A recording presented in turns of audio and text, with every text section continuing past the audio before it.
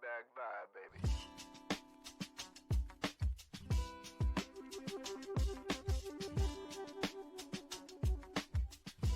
Welcome to the Cup of Joe Show, where we explore the journey of recovery from alcohol and drug addiction. One story, one conversation, and one step at a time. I'm your host, Joe, creating a safe space for honest discussions about the challenges and triumphs of addiction and alcoholism. In each episode, we'll hear inspiring stories and uncover tools that make healing possible. Sobriety is not a one-size-fits-all journey, and you don't have to face it alone. Recovery is possible, and it's worth it. Thank you for joining the Cup of Joe Show. Now let's get started.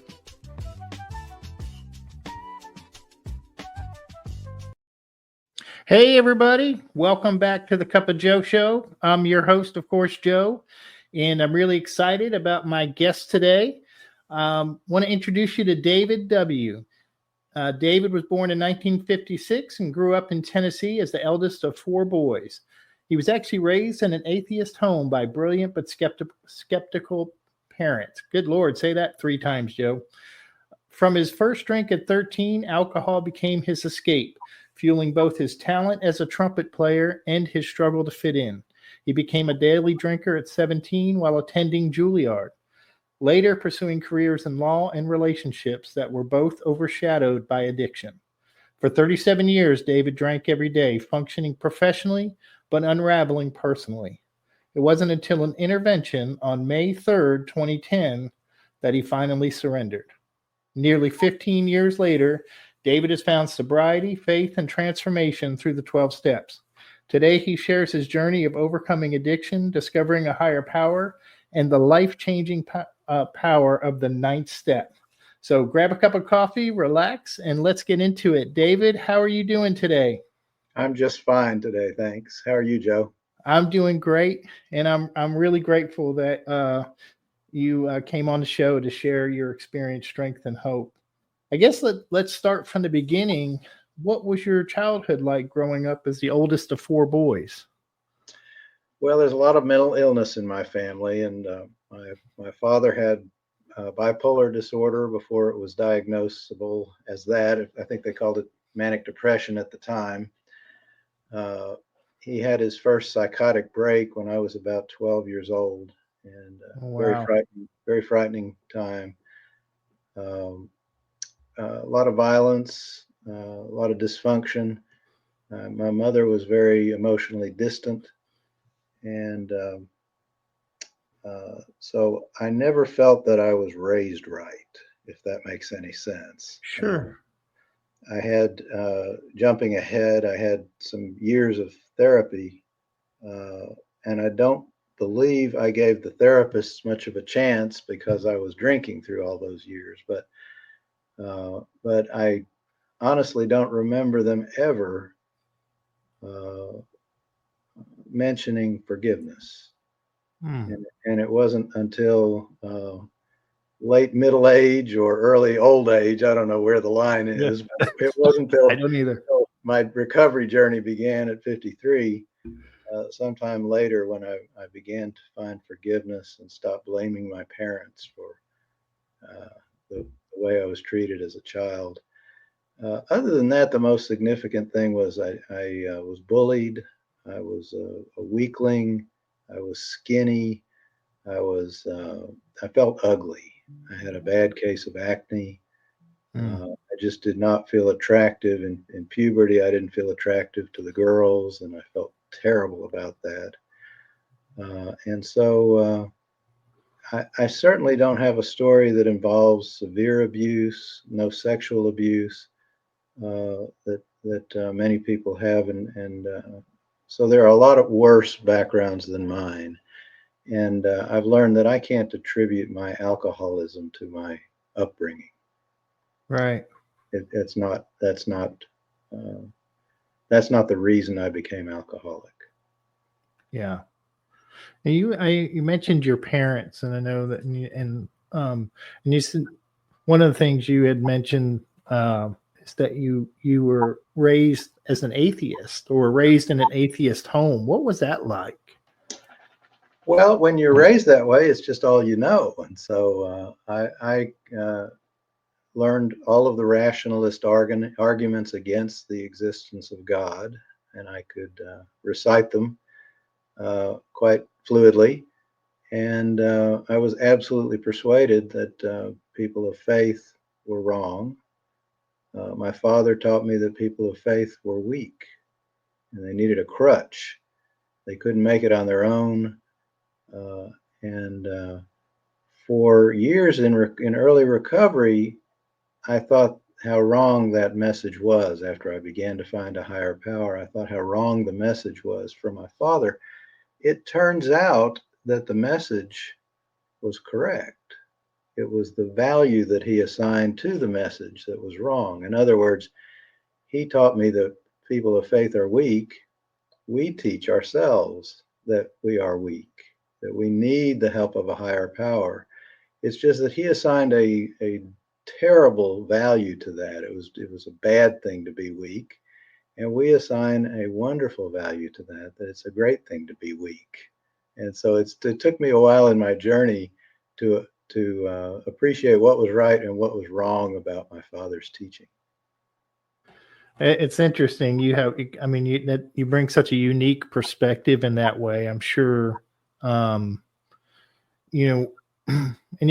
one of the things you talked about was struggling as a teenager and not feeling like you fit in. And me and you both started drinking at 13. That must be like the unlucky number. I don't know what it is, but how did alcohol play a role in helping you navigate that being uncomfortable as a teenager?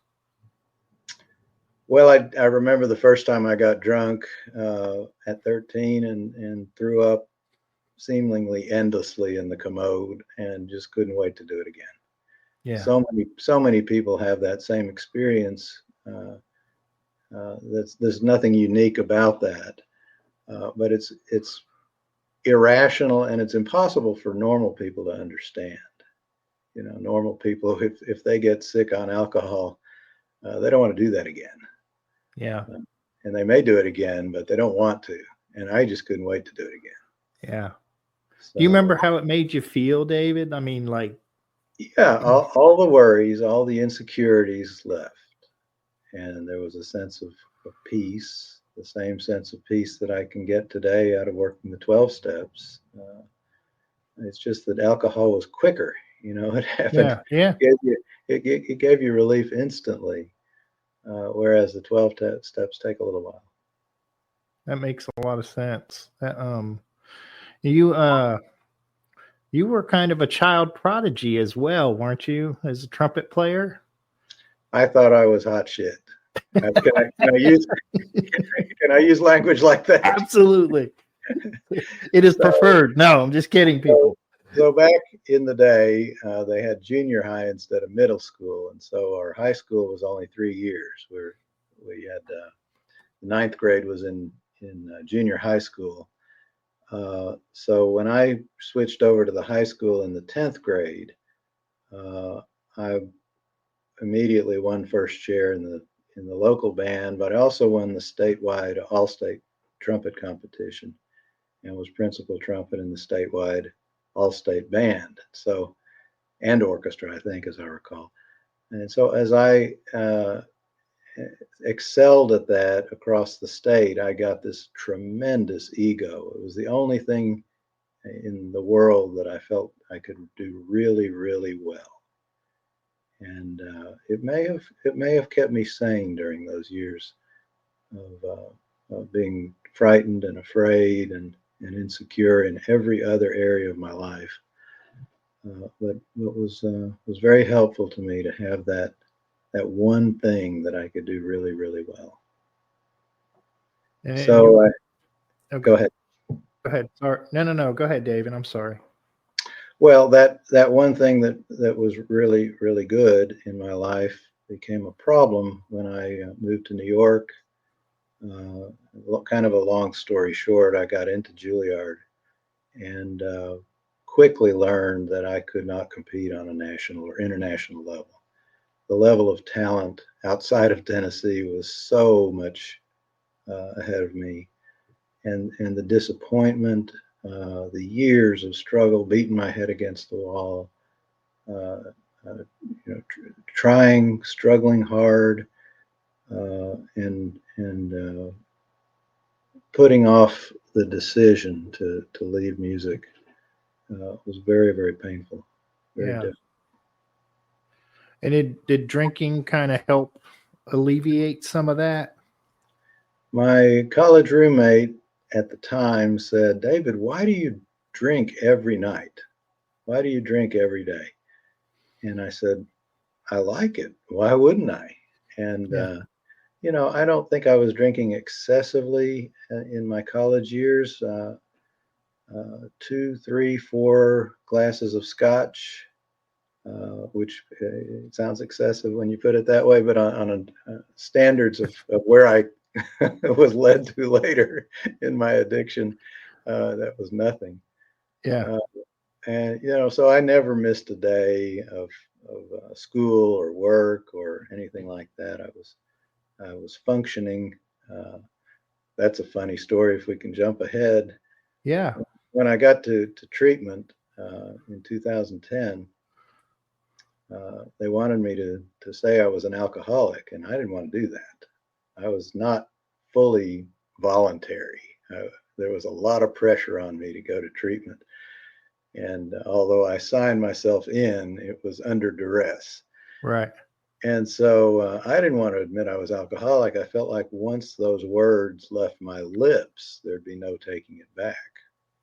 And but finally, under the pressure of the counselors and the other members of the treatment groups, finally I started saying I'm a functioning alcoholic.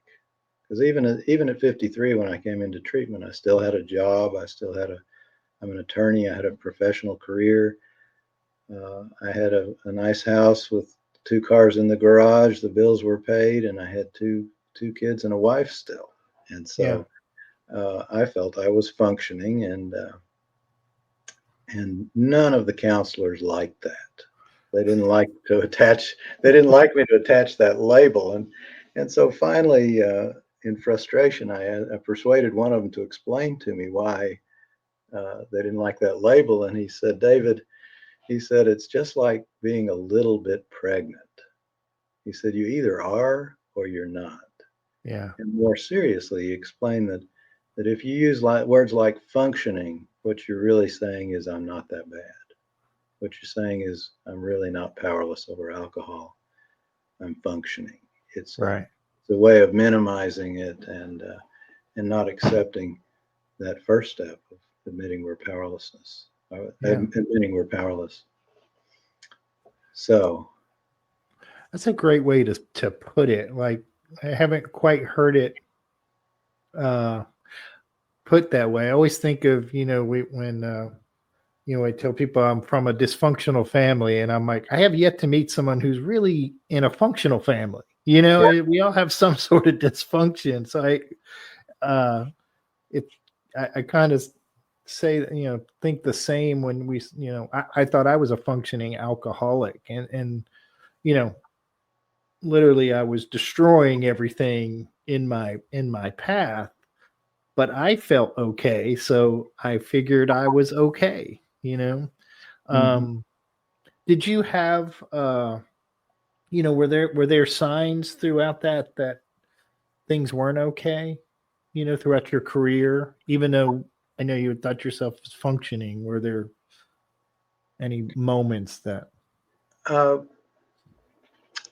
Late in the drinking part of my career, I kept a bottle of scotch at work, and when I knew I wouldn't have any clients coming in, after about 3 o'clock, I'd start drinking. I could work on briefs or do legal research, and without being impaired. Right. I had developed a tremendous tolerance for alcohol, and nobody criticized my work, but my boss could smell the scotch from down the hall, and he didn't like that idea very much. Yeah. And so he was firm in demanding that I stop, and I refused for a period of time. And I think that's one of the things that led up to the intervention. Is my then wife got him involved, and he was a big part of the pressure that got me into treatment. Yeah. And that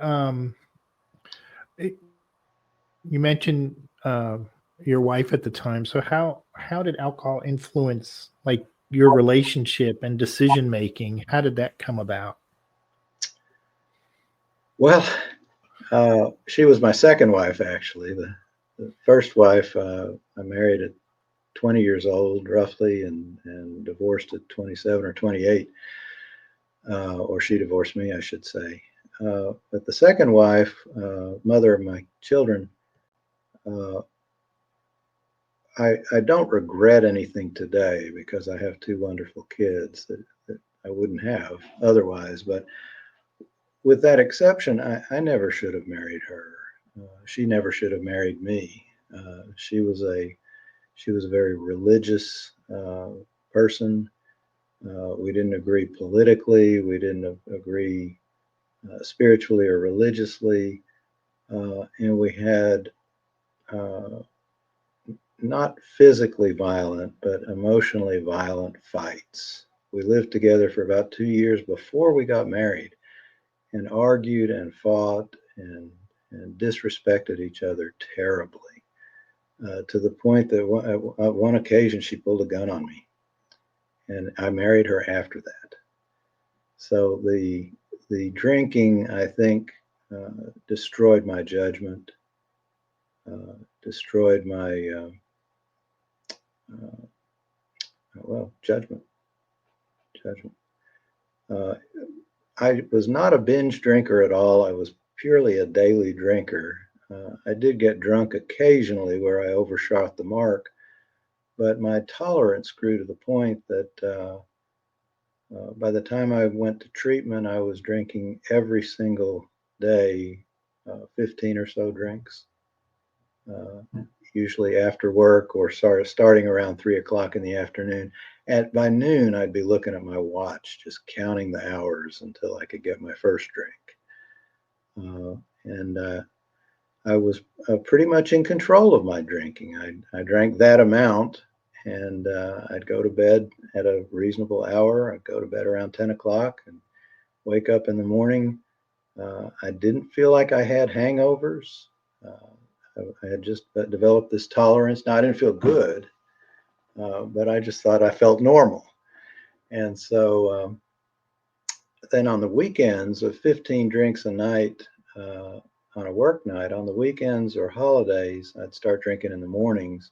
And it's hard to estimate, probably 30 drinks in the course of the day, just drink all day long. But I never got up and drank in the middle of the night. I'm sure that would have happened. That would have come. I was on that progressive scale. I'm sure that would have happened. I never drank in the morning except those drinks that are made for mornings on a weekend or holiday. If they make a drink for the mornings, what could be wrong with taking one, right? And so I did. Yeah. I would have to drink to do anything other than work. I would drink before I went to my son's daycare at Methodist Church to watch a school play. I would drink before I'd go to my daughter's cello concert at the middle school. I told myself that nobody knew. I'd drink a clear, odorless liquid and tell myself that nobody knew. Now, you won't be able to see on the podcast my face, but I had a terrible case of rosacea from drinking alcohol. My face was bright red. And when I put the first drink of the day in my body, it turned bright red. My ears flushed, my nose and the top of my cheeks. And it's still to this day my normal state is somewhat red. It's much improved from where it was. Sure. But at the time, here I am with beet red face, telling myself that nobody knows I've been drinking. And I would go to the dermatologist, and I said, "What's causing this?" And the dermatologist told me that, well, it could be alcohol, it could be genetic. And I said, that's it. My grandmother had red cheeks. Of course, she put little rouge powder on it, to make them red. But that was just the lie I told myself to. Yeah. It's amazing. We look at the two options. It's like, if it's anything but alcohol, it's definitely not the alcohol. Oh, yeah. Yeah. So you think, I guess you're sick, you were very successful. And so you think that was also a hindrance to you, coming to terms or with being an alcoholic? Absolutely. I tell people that I never got the gift of desperation. I never felt that alcohol had beat me down to the point that I was desperate and willing to do anything to get sober and stay sober. Never felt that way. I never wanted to quit. I went into treatment to get all those people off my back, and that's the truth. I didn't want to. I looked forward the whole time I was in treatment. I looked forward to getting out so that I could go back to drinking. I told myself that everybody was blaming their problems on my drinking. It wasn't fair. They were wrong. It was the whole world was against me, and I was not going to give up my right to drink alcohol.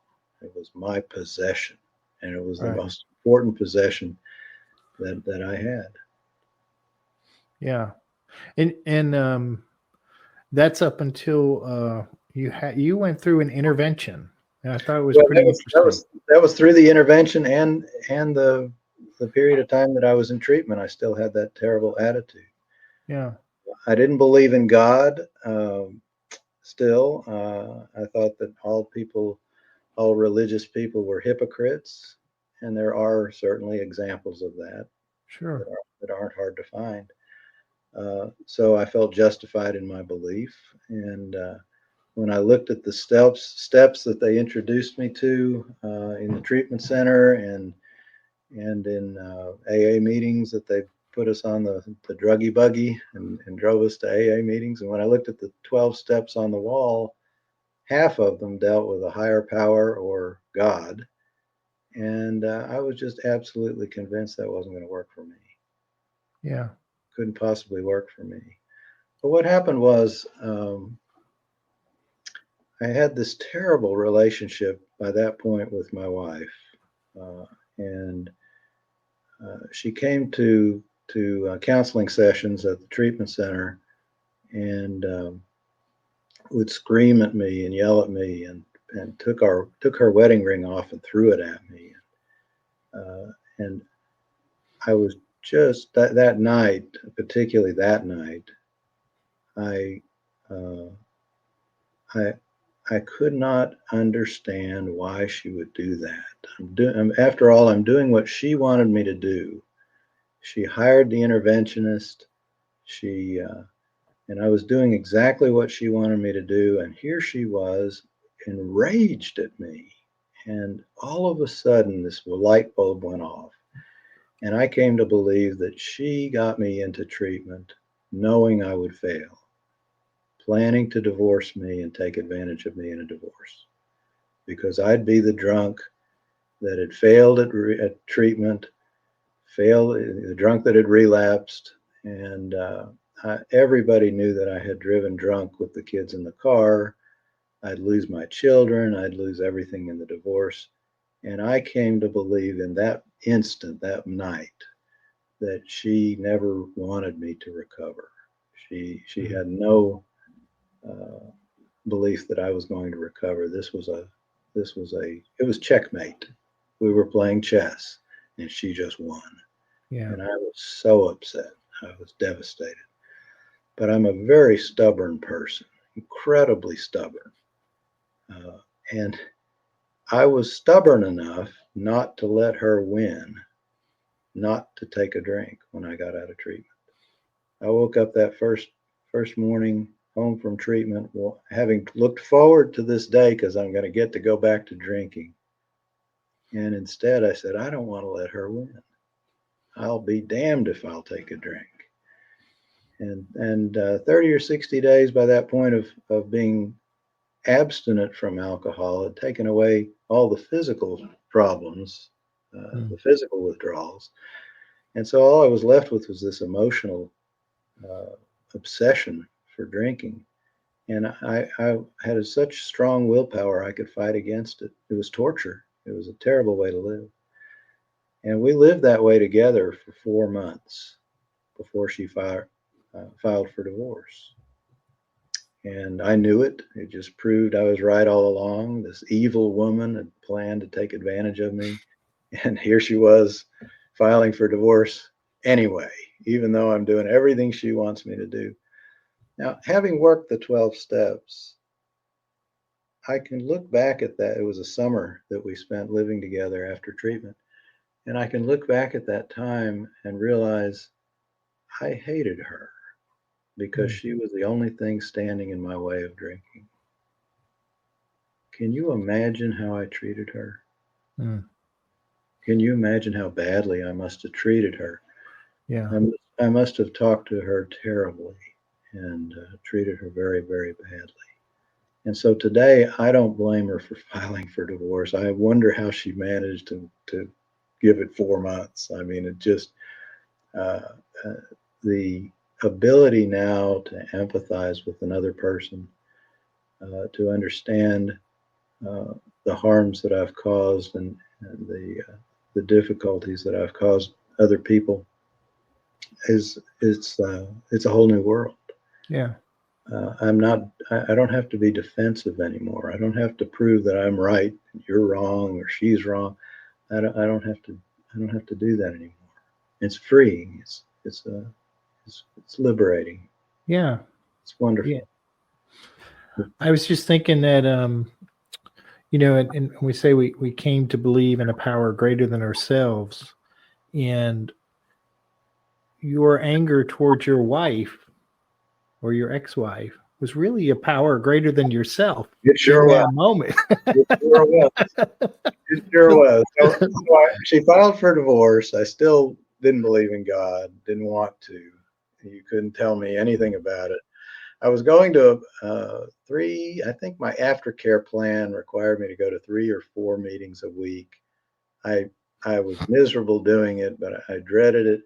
But I got a sheet of paper signed in the basket at each of those meetings just so I could prove when she files for divorce that I'm in compliance with my aftercare plan. I was organized. I was preparing for this.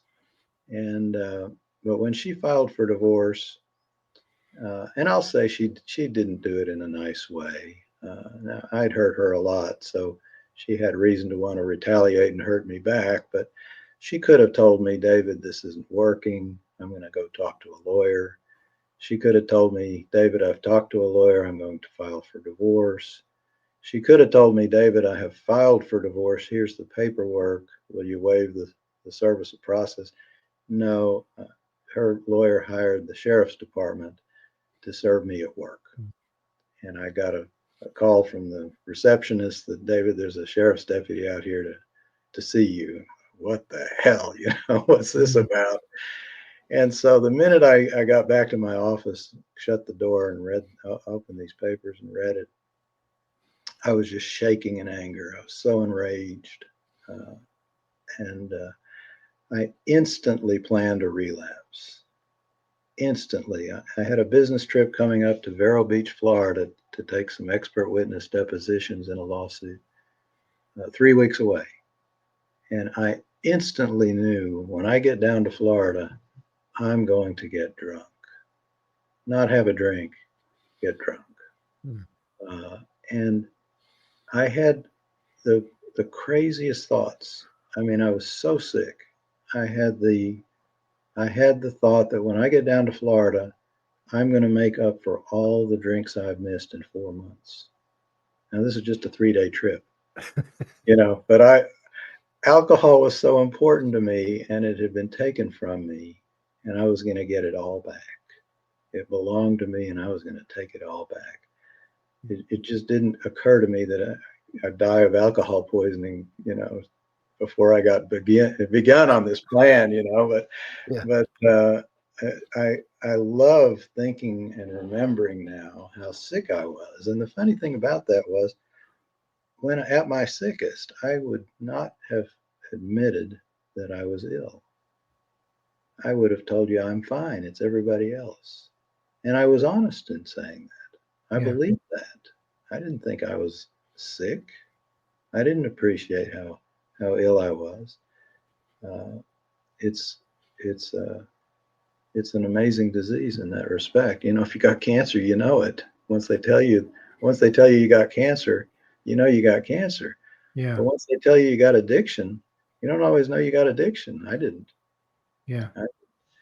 So I got down to Florida, and I remember checking into the hotel, and the clerk told me, uh, come to the bar at 6 o'clock, and we've got free mojitos for an hour from 6 to 7. And I'm a cheap drunk, and I had money to buy drinks, but the thought of free alcohol, just there's something different about it. And so I actually waited about 15 or 20 minutes more to get down to the bar for the free drinks.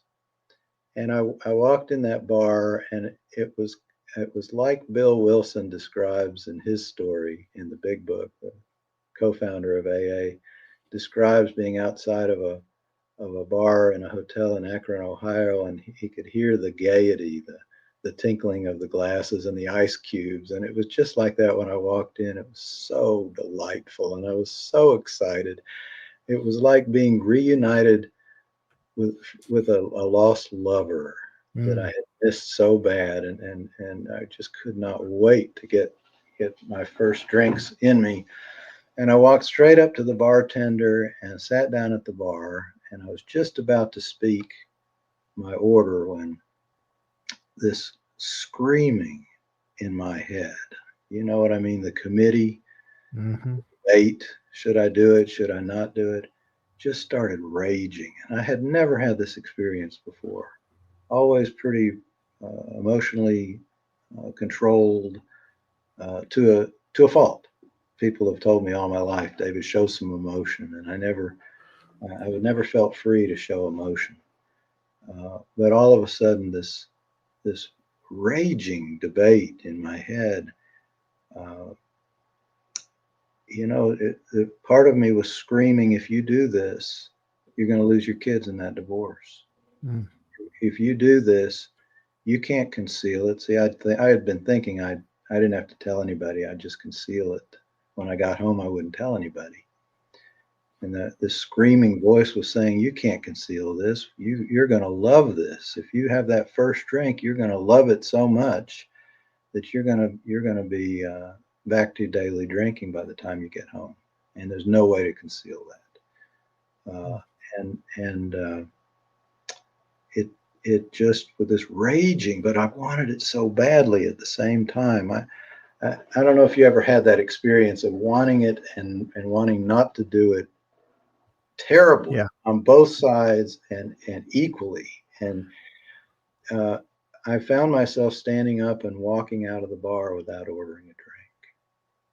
And if you think that I felt good about that, like maybe, hey, recovery is working, this is, no, I felt horrible. I wanted a drink, and it was right there. It was right in front of me. And I wanted it so badly. And I wanted not to do it equally as much. And instead, I got in my rental car. This was before the app, the meeting finder app, and I had to go up to the room and search for meetings on a laptop computer I had brought, and I found a meeting close by, and I got in my rental car and drove to this meeting. It was in a trailer in a bad part of town, and I walked in, and I didn't know anybody. There were about 50 people in the trailer, And for the very first time, I felt at home in an AA meeting. For the very first time, I felt that I belonged. And I had this other thought of how desperately lonely I was, and that I didn't feel lonely in that room because I felt that every one of those strangers there wouldn't be there if they didn't understand what I was going through. It was an amazing feeling. It was so powerful. I'd been to maybe 100 meetings in Knoxville before I left for this trip, and hated them. And all of a sudden, the whole experience was different. And I went to that meeting every night before I returned to Knoxville. Didn't have a drink, and I got back to Knoxville, and I was still just batshit crazy. Just still wanting it as badly as ever, and wanting not to do it as badly as ever. And I was going to a aftercare meetings at the treatment center on Wednesday nights at 6. I went to that aftercare group, and I knew I had to tell this story about what had happened to me. But I was a little ashamed because I had gone to 3 meetings during the 3 weeks leading up to my planned relapse, and I hadn't told them I'm planning to drink. A little ashamed of myself, a bit of dishonesty by omission there. But I knew I had to get some help. I had to get some understanding what was happening to me. I didn't understand it. And so looking down at the floor out of shame, I told them what had happened. And the facilitator, he was a volunteer who came in once a week and led these meetings. And he was a cocaine and opiate addict. But he was very kind, and he chose his words to speak to me, an alcohol addict. And he said, David, how'd you get out of that? Oh, no, he said, David, were you powerless over alcohol when you walked in the bar? Oh, God, yes. I was so powerless. I was compulsively driven to get drunk. No choice. And he said, David, when you say those words of the first step, that you were powerless over alcohol when you entered that bar, does it feel different than when you said those 4 or 5 months earlier in treatment here? So, yeah, it's totally different. It's totally different. I used to think that when I admit I'm powerless, that's something I tell you. And I told them I'm powerless over alcohol. I was obedient enough to say those words. But now, after this experience in Florida, it's in here, it's in my heart. Now the powerlessness is, the word I like is accepted.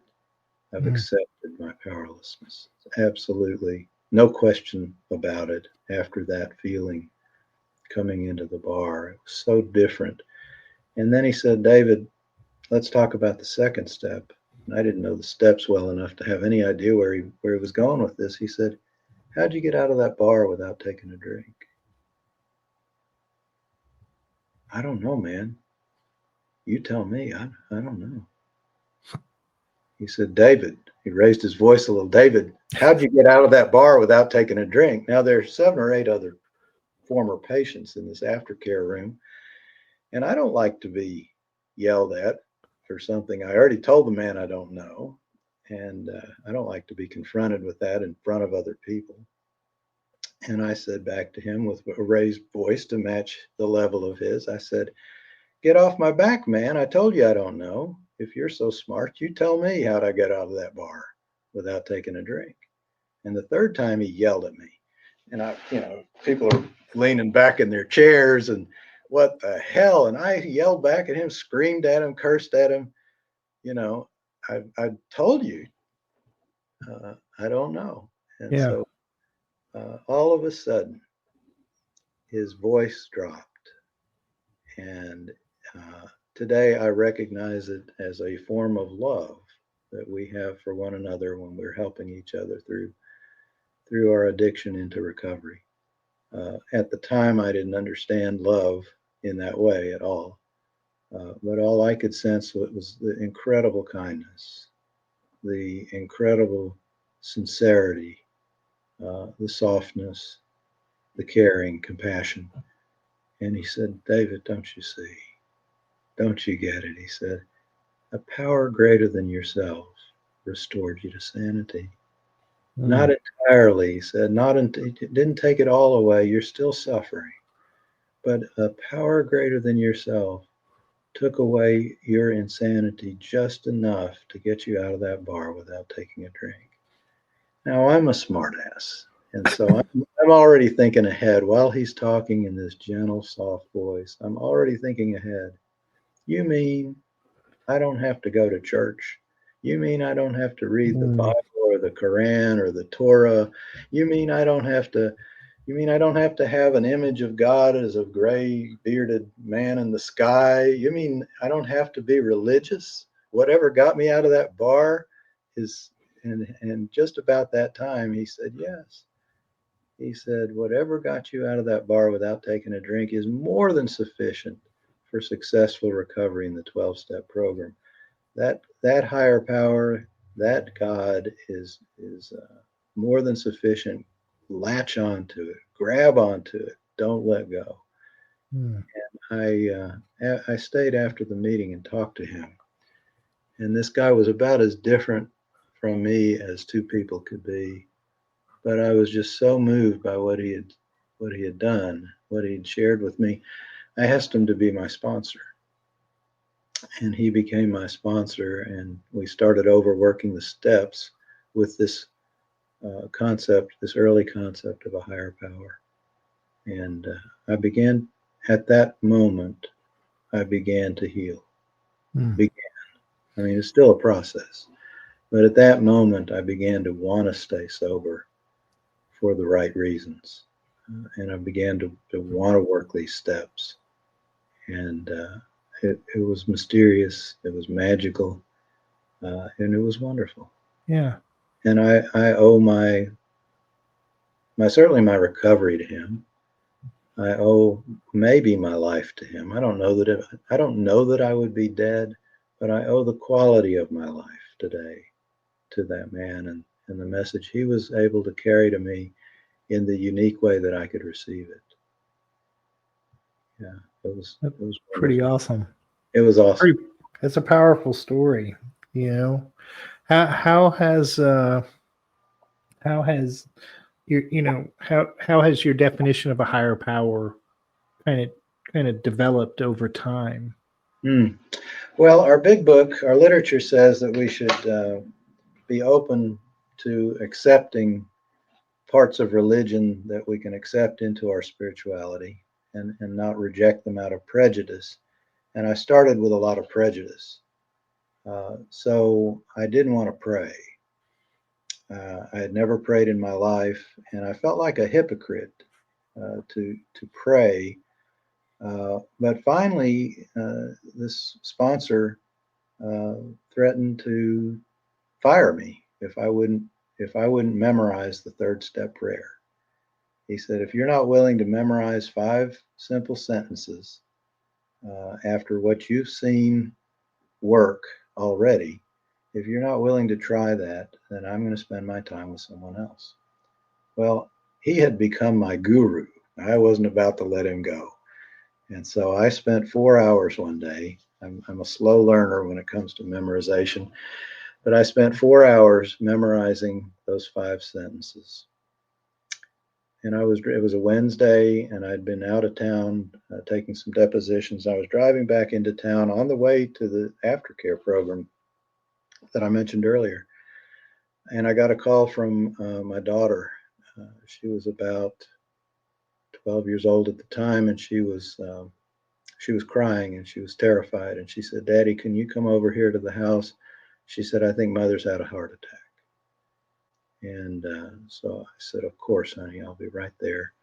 And I said, have you called 911? And she said, yes, they're on the way. So I drove over there, and her mother was lying on the floor.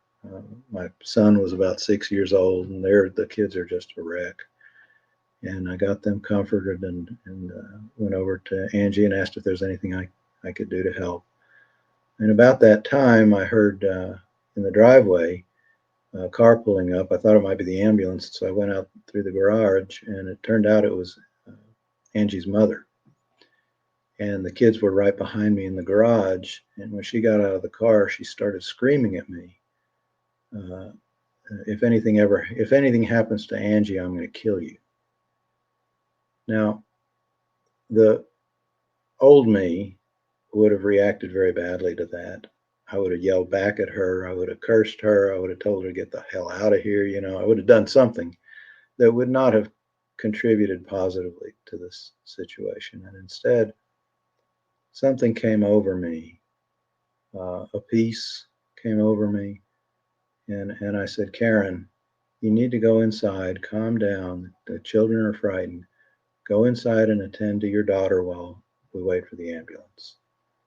And she did, and the situation calmed down. So after the ambulance took Angie off to the ER, I got the kids calmed down and put them to bed. And I was ready to stay until we heard anything. And I got home about 2:00, and it turned out that she'd had a panic attack, and there was nothing serious, although I'm sure it felt like a heart attack. But I went back to my sponsor after that and told him, I've memorized the damn prayer. And then I told him about this experience. And he said, let me get this straight. You said the third step prayer for 4 hours? Yeah. And then you handled a situation under that kind of stress that you would normally have handled very badly, but you handled it well. I said, well, yeah.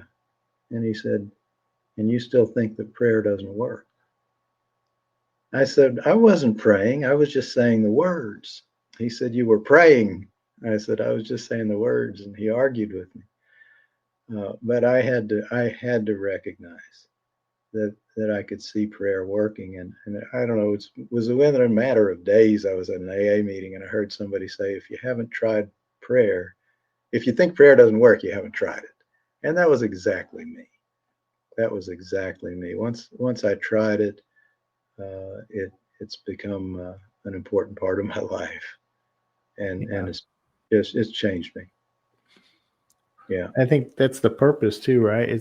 There's a great saying I love that says, prayer may not change the situation, but it will always change me. And I think that's a beautiful way to do it. But something else I wanted to touch on with you while we're in the steps is some of the hardest things are amends. And I know you have some good experience with making amends. So would you mind sharing a little bit some of that, maybe? Yeah. How much time do we have? We've got time. We've got at least 10, 15 minutes. Okay. So the first really important amends was to make amends to that ex-wife, Angie. By then, maybe 2 years sober, the divorce was finally finished. We fought over everything that married couples in Tennessee can fight over. 4 mediations, and it was terrible. But that was over, and my sponsor said, David, it's time for you to make amends to her. And I didn't want to do that. I didn't want to, and I was hoping to avoid that. I was hoping to get the exception that it might hurt somebody else, and but I didn't get that pass. It didn't happen.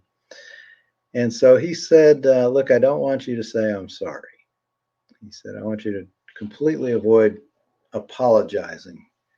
He said, what I want you to do instead is prepare for this by meditating on how your behaviors in the marriage affected her. Become aware of precisely how the harm you inflicted felt, and what it was like to be her in a relationship with you. And of course, you're to ignore what she's done to you.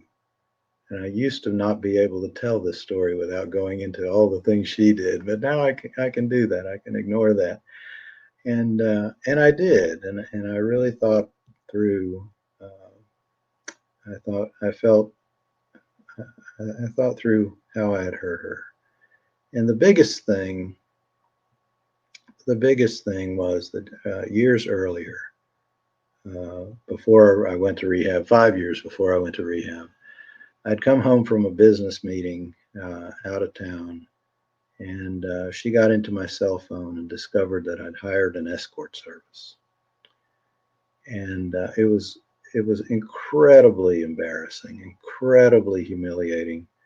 And I was so ashamed when I was confronted with this. And this was what she'd been screaming at me about in the treatment center 5 years later. And we'd had marriage counseling where she yelled and screamed about it. And she wanted everybody in the world to know what I had done. She wanted to punish me. And I had to set aside all of that. And I had to think about what it must have been like when she found that out. And so I sat down at the table with her, and before I could get a word out, I started crying. Not Kleenex tears, but paper towel tears, just bawling.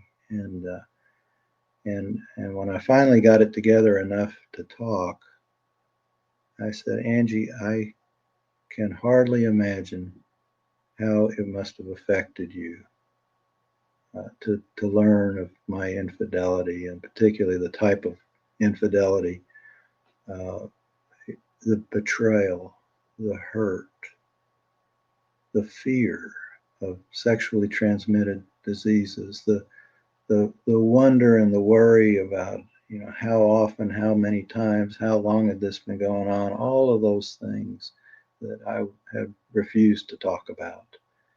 And it must have just been torture for you. And just crying through the whole thing. And then when I'd finished with that one, that was the big one, at least I thought, other things began to come to me that I hadn't even thought about in preparing. She had always said, for example, when we'd go to family therapy, she'd say, you talk down to me. You don't value me. And I would say, bullshit, I do not. And I couldn't see that. I couldn't empathize with her. I couldn't put myself in her shoes and feel what it was like to be married to me. But all of a sudden, after talking about the infidelity, oh my God, the way I talked to her, the way I talked to you, Angie, was terrible. How did you suffer through that for all those years? We were married 17 years, together 19 years. And oh my God, and more tears and more tears. And there were some other things that came up, but the important point about the whole thing was she'd never seen me cry. And there's something about tears that give credibility. We don't, I guess some people can cry when they're acting, but not me. I'm not one of those. And so the tears were very powerful. Anyway, I got up to leave, and it was a hot August day, and I sat in the car with the air conditioning on in the driveway, and didn't feel quite myself. Didn't feel like I should be driving.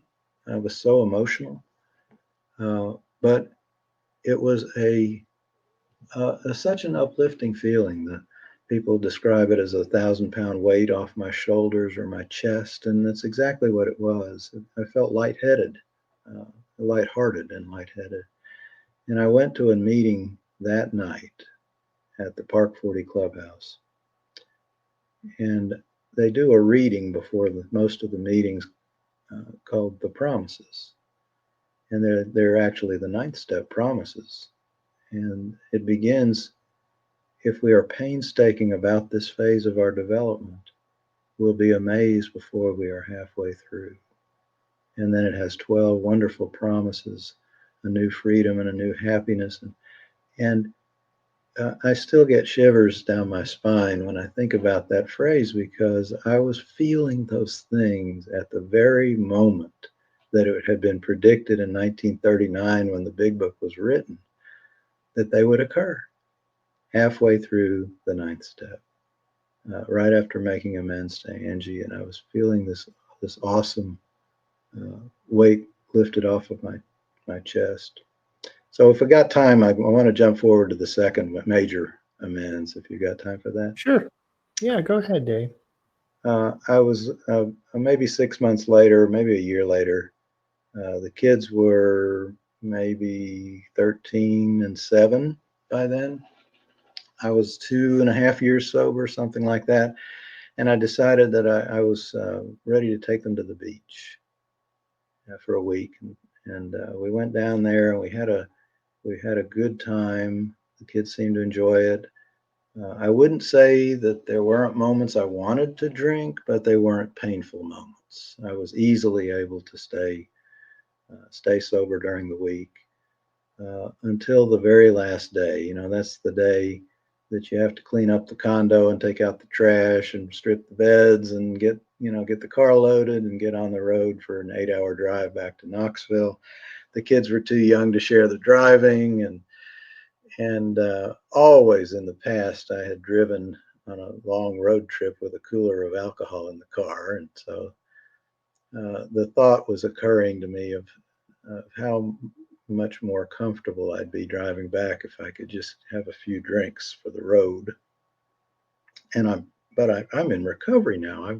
I've learned to turn the channel, change the channels on those thoughts. And, I've got tools, and so I'm able to turn that off. My daughter was very grouchy, and she was picking on her little brother, and she was not helpful, and she was sassing to me, and gradually this idea in the back of my head of relapsing was growing. The desire to drink was coming back after 3 years, and it was becoming more and more troublesome, more and more difficult to change the channel and turn it off.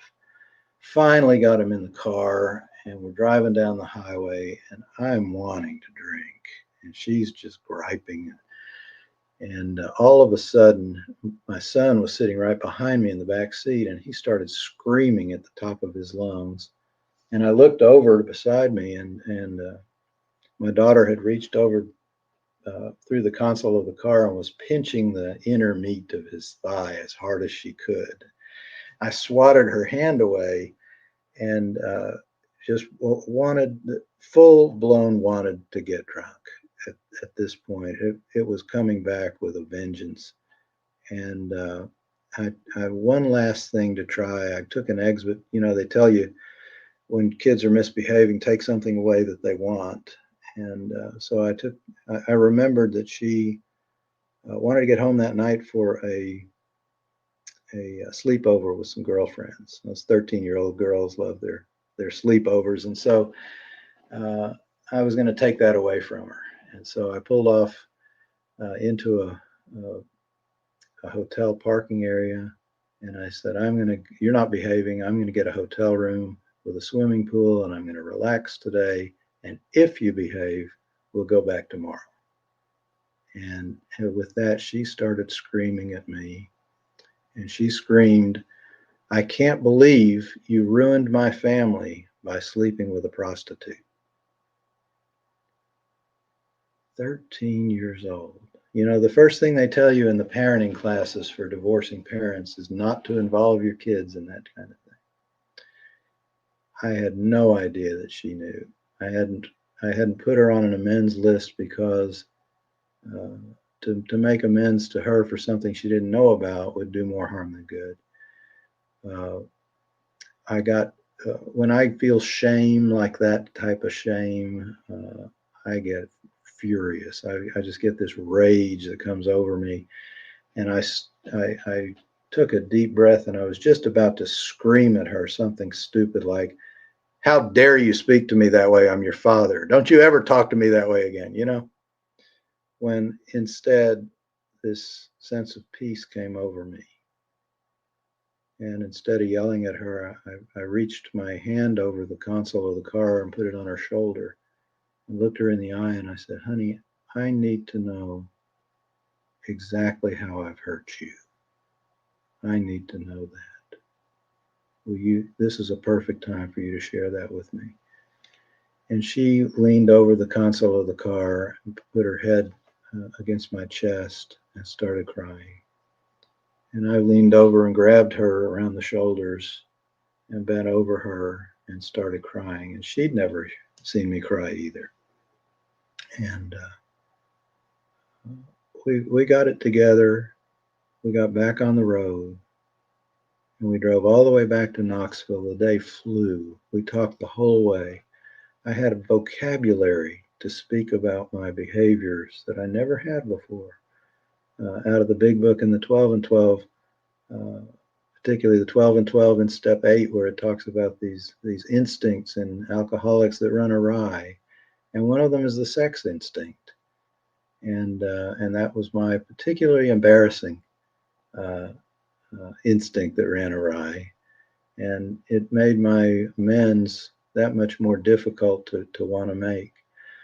But when we got back to her mother's driveway after that long trip that just flew by, I looked down, and that girl who had screamed these so painful words at me 8 hours earlier was holding my hand, and we were loving each other, and it was unbelievable. And once again, those promises were coming true as exactly in the steps as predicted in 1939 were going to happen for me. It just propelled me into AA. About a month later, she came to me and she said, "David, my friends are going on a field trip to New York City through school, and it's $800, and I'd like to go. Would you pay for that?"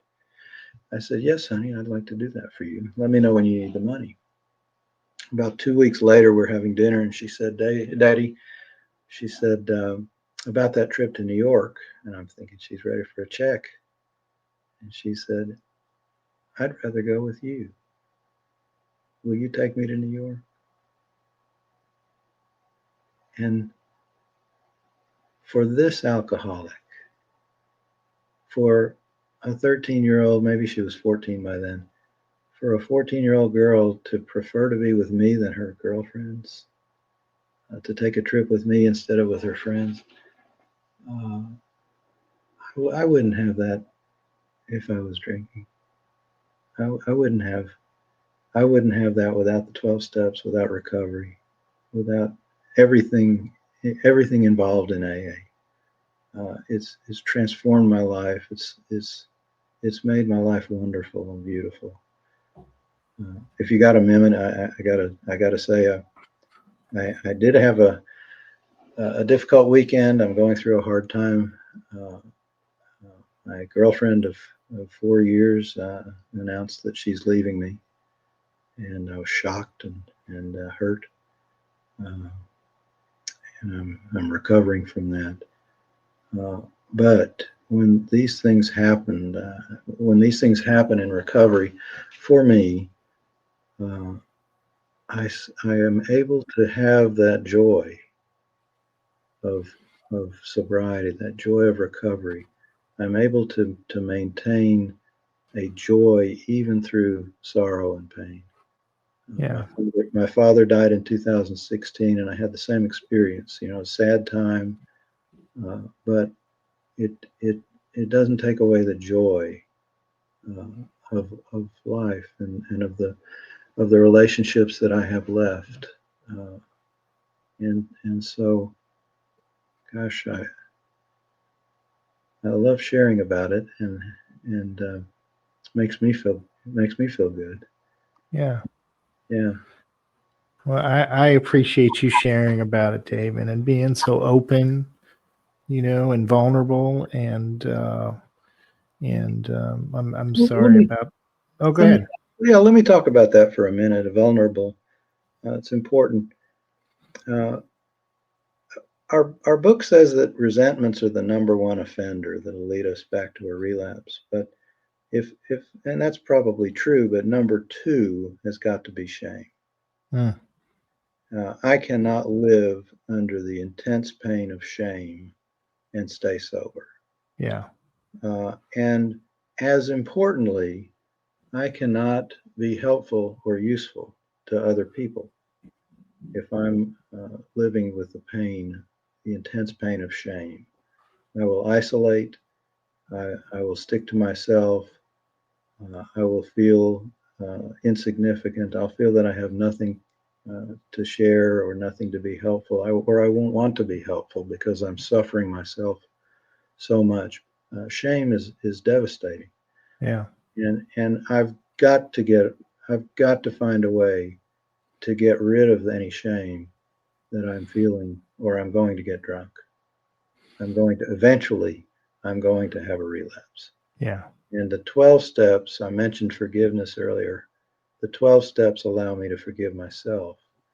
And these things that were so painful and so shameful to me, so humiliating and embarrassing, uh, when I came into AA, they haven't changed, but how I feel about them has totally changed. Yeah. And I hope you can see that the shame is gone. I Absolutely. talk about it openly.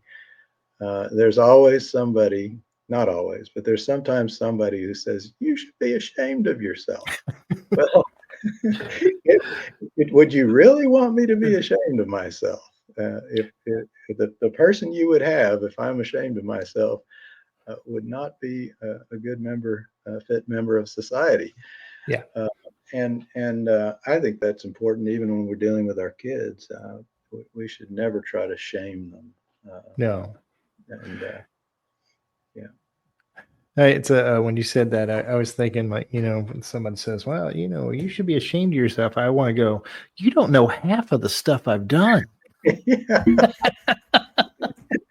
But I can't let you go, David, without our rapid fire questions. So if you are ready, sir, I think I'm ready. I don't know till I hear them. you'll be great. What is your favorite recovery slogan? Oh my gosh. I can't quote it perfectly because it's written kind of backwards, but contempt prior to investigation leaves one in everlasting ignorance. Mm-hmm. I love that because I was so contemptuous without investigation of the higher power, the God, contemptuous of AA without investigation. I love Yeah, that. that's a good one. What is your least favorite recovery slogan? Mm. Oh man, I got one. Yeah. I don't think I like fake it till you make it. I understand that it has its place, but we also say it's an honest program. And when I'm hurting, the meetings I've been to since my girlfriend told me she's leaving, I have shared honestly about my hurt, my pain, and I don't want to fake it. I don't want to fake happiness, and I don't want to be uh, inauthentic. I want to be authentic. Yeah, I guess that fake it till you make it has some place, but generally, I prefer honesty. I like it. What do you think is your sobriety superpower? Mm.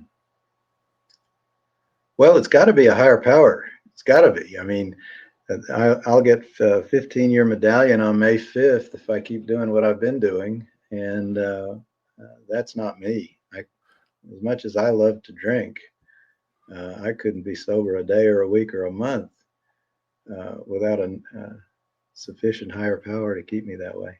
Yeah, that's awesome. If you could say one thing to your former self, what would it be?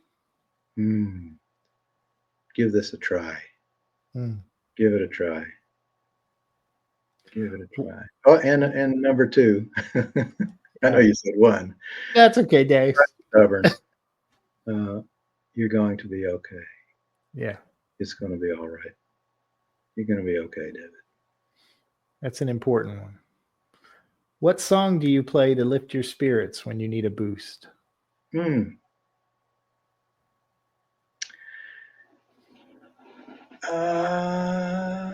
I don't play music a lot. My girlfriend, soon to be ex-girlfriend, likes country music, and I've come to like some of her songs.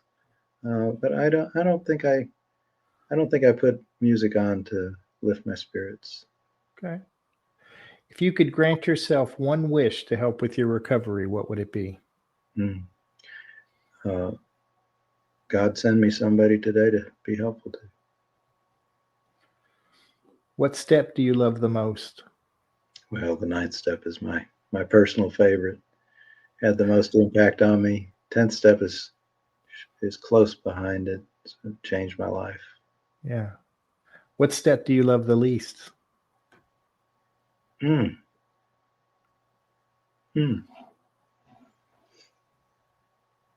can't answer that. I can't answer that. They're a package, and I love them all. They've performed a miracle in me. So it'd be like, which arm or leg do you want to cut off? I want to keep them all. Fair enough, Dave. What is one of your favorite movies? My favorite movie is Captain Ron. After my divorce, I lived on a boat for 10 years and collected boating movies. And Captain Ron is hilarious. That's awesome. It's probably 35 years old now, but out of everything you said, that probably surprised me the most today. Oh. And if heaven exists, what would you like to hear God say when you arrive at the pearly gates? I've struggled with the concept of heaven. It's one of the things I've tried to embrace in my spirituality. And my present concept of heaven or life after death does not lend itself to that particular question. My present concept is from a rabbi in a book that's on the shelf, and I can't remember the name of the book, but the concept is that we're all chains in humanity. We're links in the chain of humanity, and that the good that we pass along, and the help and the kindness and love that we pass along never dies, and it's carried forward. And to the extent that we give up thinking about our own personal mortality and think more about the immortality of our species and the chain of humanity, to that extent, there's life after death. That's a pretty cool answer. Well, I really appreciate you, Dave. I've enjoyed listening to your story, and I appreciate you sharing your experience, strength, and hope. And I know that there'll be listeners out there that'll get a lot out of your story. So thank you for sharing today. Thank you, my friend. A new episode is released every Thursday at noon. You can listen to the show in your favorite podcast apps, Amazon Audio, Apple Podcasts, Podbean, Spotify, and others. Just search for The Cup of Joe Show. Don't forget the "the." And I also appreciate if you like, subscribe, and share, because somebody needs to hear this powerful story today. Thank you so much for joining us. It's just a laid-back vibe, baby. We hope you enjoyed today's experience, strength, and hope. We are so grateful you decided to join us. Please share this episode with someone who might need it. Also, don't forget to like and subscribe. Remember, no matter where you are in your recovery journey, you are not alone. Reach up and reach out to someone. Please do not suffer in silence. Until next time, let's take it 1 minute, 1 hour, and 1 day at a time. Thanks for listening to the Cup of Joe Show.